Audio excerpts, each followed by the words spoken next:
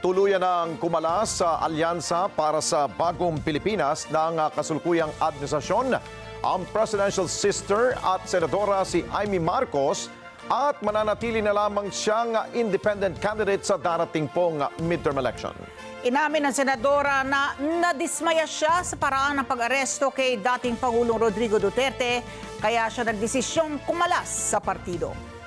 Samantala, nagbabala rin ang mambabatas na ibubunyag umano niya sa mga susunod pang araw ang kanya mga natuklasan na ginawa ng administrasyon na anyay salungkat sa kanyang paninindigan.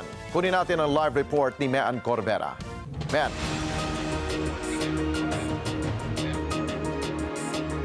Ali at Alex, tuluyan na ngang nilayasan ni Senator Amy Marcos ang binuong senatorial ticket ng kanyang kapatid na si Pangulong Bongbong Marcos. Hindi niya raw masikmura ang ginawang umano'y pang-aabuso ng administrasyon sa pag-aresto kay dating Pangulong Rodrigo Duterte. Tuluyan ng kumalas si Senator Amy Marcos sa alyansa para sa bagong Pilipinas ng administrasyon. Sa isang statement, sinabi ni Marcos na nadismaya siya sa patuloy na paninindigan ng administrasyon sa ginawang pag-aresto kay dating Pangulong Rodrigo Duterte.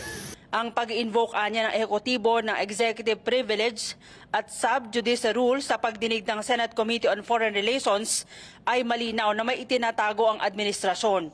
Lalo lamang itong nagpapalakas sa hinala na maaring nalabag ang konstitusyon at nabawasan ang soberenya ng bansa sa pagdakip sa dating Pangulo. Sabi ng senador, ilalahad niya sa mga susunod na araw ang mga natuklasan niya na ginawa ng administrasyon na aniyay salungat sa kanyang paninindigan at prinsipyo.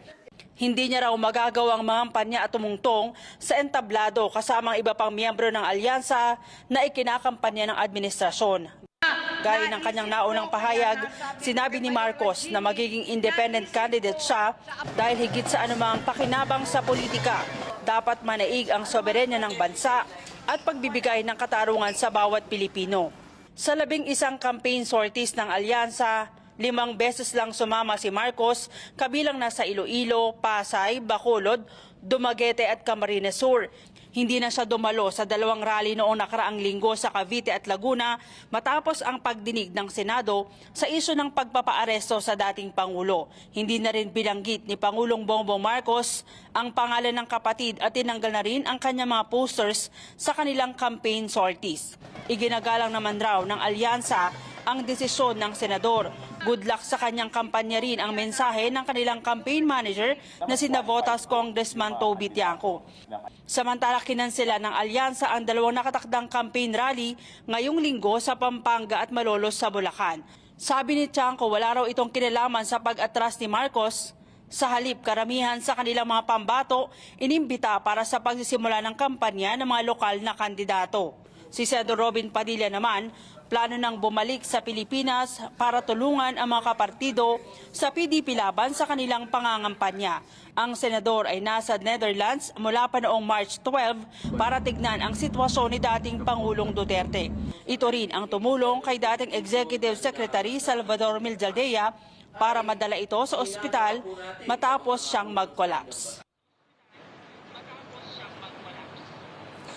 Alex, sa pinakahuling survey ng SWS, si Senator Marcos ay nasa pang-16 na posisyon sa mga kumakandidato sa pagkasenador. Bukas, inaasahan siyang magsasalita ulit sa publiko sa pamamagitan niya na kanyang ipinatawag na press conference. Alex. Okay, kanina nga, bagamat natanong natin ang ilang mga kapartido ni dating Pangulong Duterte na sa PDP laban slate, pero tumanggi silang magbigay ng anumang mga reaksyon tungkol po dyan sa pagkalas ni Senadora Amy Marcos. Sa tingin ba ni Senadora na ang kanyang pagkalas ay maaring tumaas ang kanyang survey sa ginawa nito? Natanong na ba natin siya?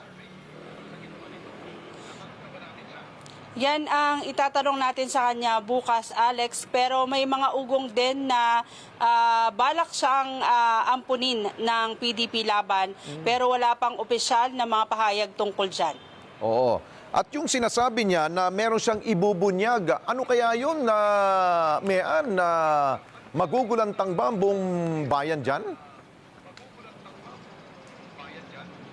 Yan ang ating aabangan, Alex. Pero sa nakaraang pagdinig nga ng Senate Committee on Foreign Relations doon sa issue ng pagpapaaresto kay dating Pangulong Rodrigo Duterte, siya yung naglantad ng mga dokumento tungkol doon sa paraan at mga ginawang pagpupulong ni Pangulong Bongbong Marcos at ng kanyang mga miyembro ng gabinete kung saan itinago sa publiko yung detalye at kung saan dadalhin ang dating Pangulo. Okay, maraming salamat sa iyo, Mean Corvera. Mata natin dyan sa Senado.